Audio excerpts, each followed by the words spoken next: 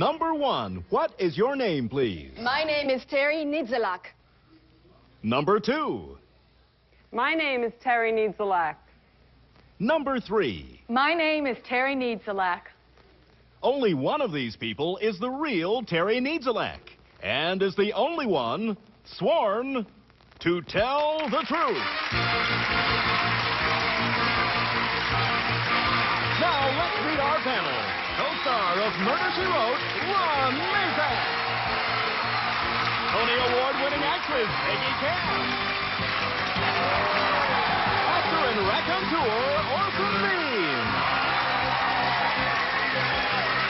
And Emmy Award-winning actress and producer, Polly Bergen. Here's the host of To Tell the Truth, Lynn Swann.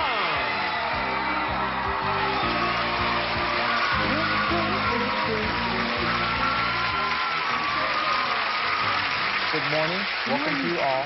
I'm glad you're here again. Let's get right to the story presented by our first team of challengers, all three of whom claim to be Terry Niedzalak. And this is her story. Please read along with me. I, Terry Niedzalak, am a hairdresser turned environmental sculptor. I've turned in my scissors and mousse for hair paints, clay, and 3D constructions. I sculpt hair. My world-famous hair montages, such as this one called Industrial, depicts belching smokestacks and a 2-lane freeway. This one, At the Corner of Error and Perfection, calls attention to the destruction of our environment. Daring do's like these have been popular for centuries. In Marie Antoinette's day, women wore battleships in their hair. Of course, the guillotine cut that fad short. This one, TV Mindless Hair Montage, contains a working television set. My art has been displayed around the world, from New York's Fashion Institute to London's Victoria and Albert Museum. If you have a good head of hair, a few $100s, and a few hours to spare, I can turn your tresses into towering works of art. Signed, Terry Niedzalak.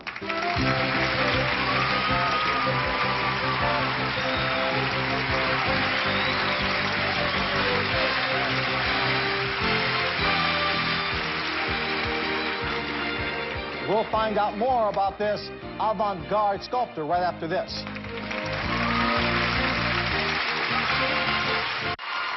All right, panel. These three people all claim to be Terry Niedzalak, hair montage sculptor. That's a mouthful. Let's start the questioning with you, Polly. Number 1, why do you do this? It's a statement of my art. It's a new art that I do, and it's showing what's happening in the world, industry versus nature. That's my statement here. Number 2, what is Wella? Well, isn't it a hair company? Number 3, what is Wella? It's a hair color. Number 1, do you use the actual person's hair, or do you do a whole fake wig and things? It depends on what I'm doing. This one is a combination of both. It's a wig and my hair weaved into it. I see. Thank you. Orson. Number 2, from this you could make a living? Who wants to, well, I can understand any woman would want to walk around with belching smokestacks coming out of her head, but who pays you for this? I do workshops with this, and I do performances with this. Colleges, high schools, well, exhibitions and grants. I don't mean to knock it, but number 3, you saw where it led Marie Antoinette. Maybe that's why they cut her head off. Have you ever had a husband offer to pay you not to do it to his wife? No. No, it's very interesting. On the contrary. Number 1, a family of gerbils could live in that. Have you ever had offers to sublet? No, that's not a good question. Number 1, Thank you, Orson. the truth is, I didn't have a question. I know enough. Peggy.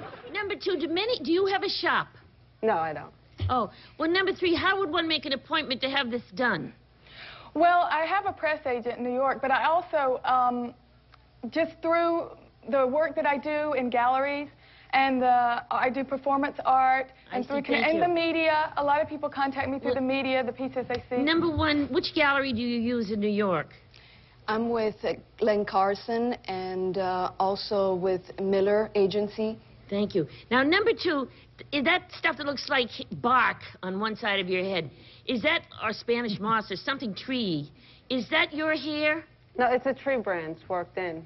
It's a tree branch worked in. But, Right. oh, I see, but some of it's your hair. Peggy. No, that's it. We'll find out later. Ron. Lynn, can I wait to ask my question until the commercial? I'm watching Harry and the Hendersons. Thing there.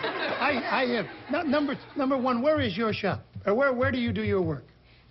I work in New York, but I also go to Milano, which is where I work. Milano. Number 2. You didn't come from home like this, did you? No, I wouldn't wear this on the plane. Now, number 3. How long did it take you to do the other 2? It took about 45 minutes because they're wigs, and then I just had to incorporate the hair and the paints and the clay on top of what was already done in my wigs. Number 1. Is there a lot of call for this, like Mardi Gras time? No. Can't squeeze it in there, Ron. Panel, it's time to vote for either number 1, number 2, or number 3. Our team of challengers will receive $500 for each incorrect vote with a guarantee of $1,000. And if the panel is full completely, the team will receive $3,000. So, panel, if you're ready to cast your ballots, Polly, we'll begin with you. Well, I feel fairly sure that it's number 1 because number 2 and 3, I don't believe that Wella does hair color. It is a company, but it actually makes hairspray, I think. So I voted for number 1 also because she looked to me to be the most artistic, and I don't know, I thought she did this. I don't know why she does it, but I thought she did it. Orson. I think I've seen these hairdos at the Victoria and Albert Museum, as it said. Incidentally, that museum was named after Sir Henry Glutz. He's a little known, but he used to go under the name of Victoria and Albert. I voted for number 1 for no apparent reason. Okay. Peggy? I almost voted for number 3 because I figured that the real one would be wearing the best thing, and I think that TV set's keen. But number 1 looks as though she works with children or something. I think number 2 looks like a person who means business and would go through that torture to do that. A vote for number 2. Ron? Well, number 2 was barking up the wrong tree when Polly's answer, and number 3 obviously just asked for a set and not a per. I went with number 1. Let's recap the vote. Number 1, wearing what looks to be part of Pittsburgh, has 3 votes. Number 2 has a single ballot, and number 3 didn't get any. And now it's time to find out who the real hair sculptor is. So, will the real Terry Niedzolak please stand up? It's number 2. Now, how many hairdos do you do? I shouldn't call them hairdos. How many works of art in the course of a year can you create? Oh, maybe I do about 15, 20. Mm-hmm. There's a lot of variations. Has anyone ever requested you to do their hair for a party or for an event out as opposed to an exhibition? Well, I just did a commission for a dentist in New York, a wig. Mm-hmm. Right, that she wears to different events. And what was it? What was the thing? It was based on her wedding at Fire Island at the Lighthouse. That's terrific. Well, let's meet your imposters and find out what they do. Number 1, your name and what do you do? My name is Denise Plasori, and I'm a photographer. Terrific. Artistic bent. Number 3, your name and what do you do? My name is Amanda Hendon, and I'm a cashier at the Cheesecake Factory in Beverly Hills. Okay. Well, there were 3 incorrect votes at $500 a vote, so your team will receive $1,500. And thank you for being with us today on To Tell the Truth. We'll be back with a master jewel thief right after this. Where's my watch? Welcome back to Tell the Truth, and it's time to meet our next team of challengers.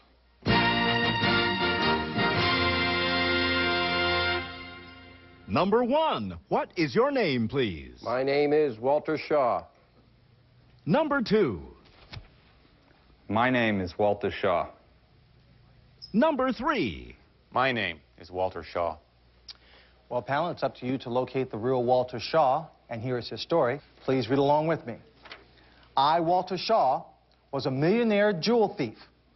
While still a teenager, I was handpicked by mafia wise guys to become a second-story man and mastermind the Dinner Time Gang.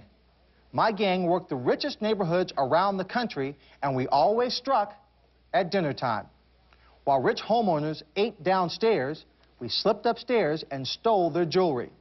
At 19, I led a gang that stole $10 million a year in jewels.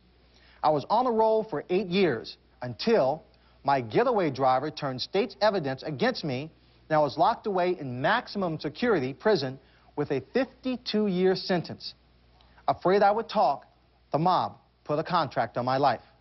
I was beaten, slashed, and hanged by fellow prisoners who were all trying to collect the hit money. The true story of my life of crime and how I became a free man is now being made into a major movie. Signed, Walter Shaw.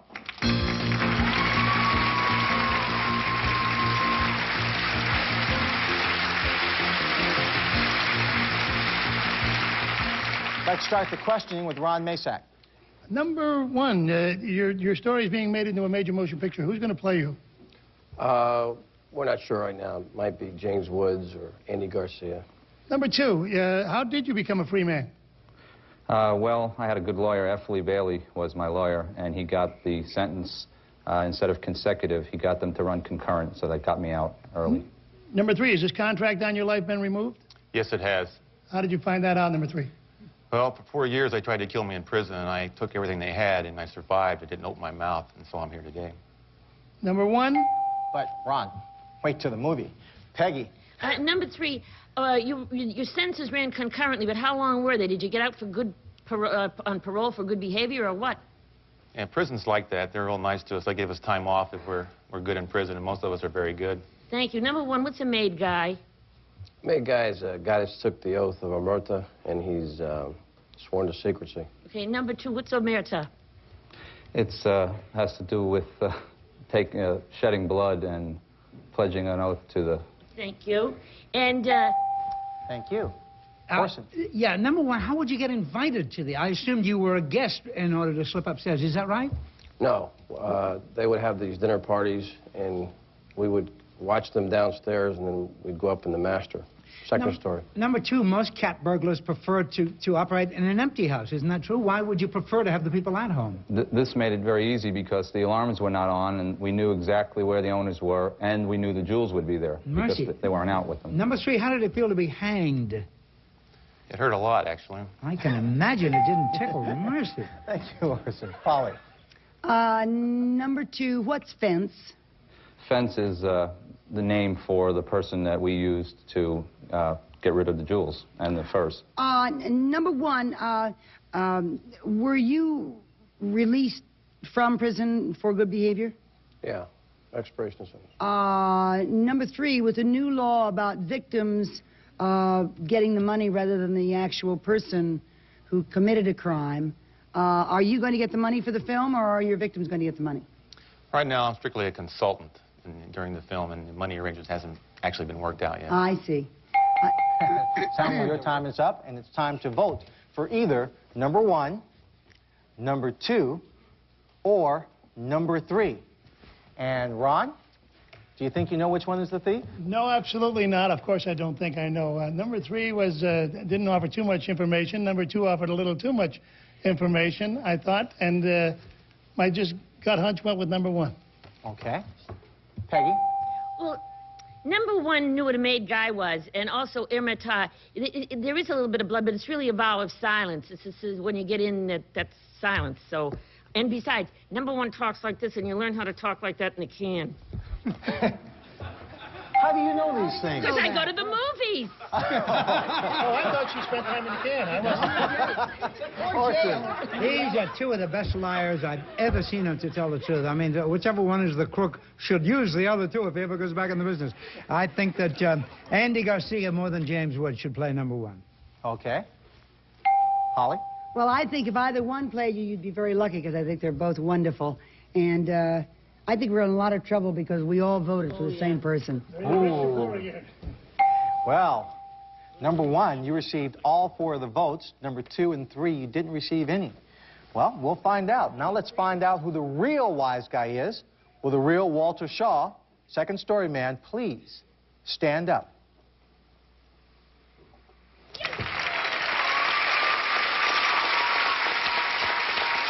You all have such an eye for criminals. I can't believe it. Well, we're the sheriff and you're not. That's true. Walter, what are you doing now? I just made a video that's been released on how to protect your house from burglary. Well, you certainly should know. Yeah, the $10 million, you have any stashed away anywhere? No. No, okay, but if you did, you couldn't tell us anyway, right? That's correct. Yeah, that's true. Okay, let's put a tail on this guy when he leaves the show.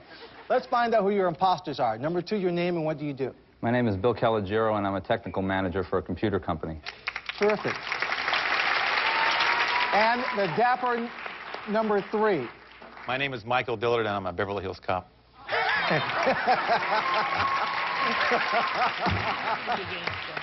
No wonder you know so much about crooks.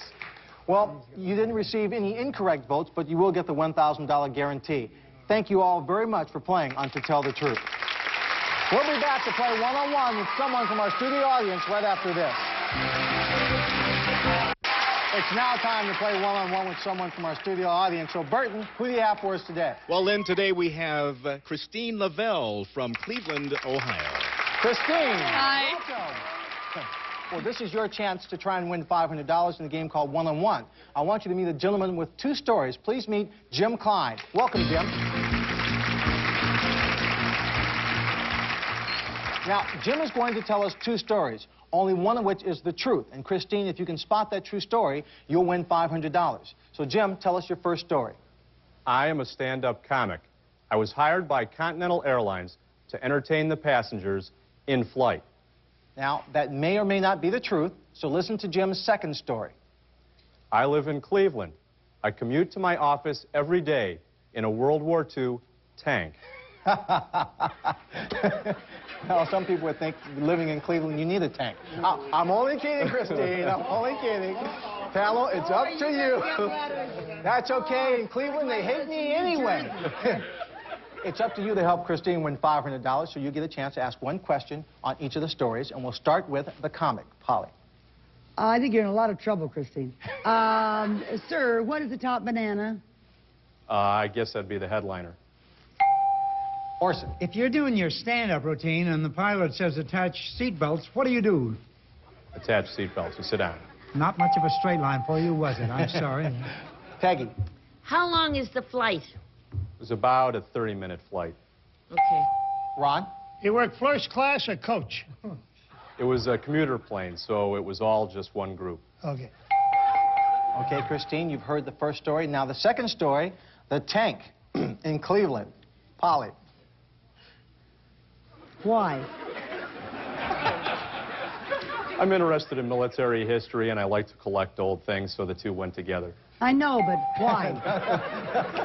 Orson. Can you go through an orange light on a tank, or what do you do when the light turns yellow? You slow down because it's hard to break those things. I see. Peggy? Well, considering the situation now, how many miles do you get to a gallon? Not many, about 7. Ron. What did the DMV have to say about this? I have a special license. It's like an industrial equipment license, so they don't give me a hard time. Okay. I'll tell you, sounds like a good idea to me. I've never seen a tank stuck in traffic, ever. Give me a... Just goes right over the top. But Christine, which one do you think is the truth? Is he the stand-up comedian, or does he drive a tank to downtown Cleveland? Well, I thought you were pretty funny, but I don't know if you really look like a Clevelander, so I'd have to go with the stand-up comedian. Okay. Jim, what's your true story? To tell the truth, I'm the comic. Very good job, Christine. He wasn't driving the tank to Cleveland, and you get to leave with $500. Thank you very much. Jim, we have a little tape of you doing your thing on the airplane. Let's take a look at it. Welcome aboard Continental Comedy Express. I don't know, this is a very strange gig. I think they may have picked me because my hairstyle allows a little more headroom than most people. Because, as you may have noticed, I suffer from excess space. Jim, thank you for being here with us. I'm glad no one asked you to step off the airplane after doing one of your routines. We'll be right back after these words. Thank you all for being with us here on To Tell the Truth. We'll see you next time. Bye. Doyle Brunson, Barry Greenstein, Daniel Negreanu, and Sam Farha playing the most exclusive poker game in the world. With $100,000 of their own money on the line, anything can happen. All in. Bet it all. Millions are on the table in the first televised cash game of its kind. High Stakes Poker. Tonight at 9, only on GSN.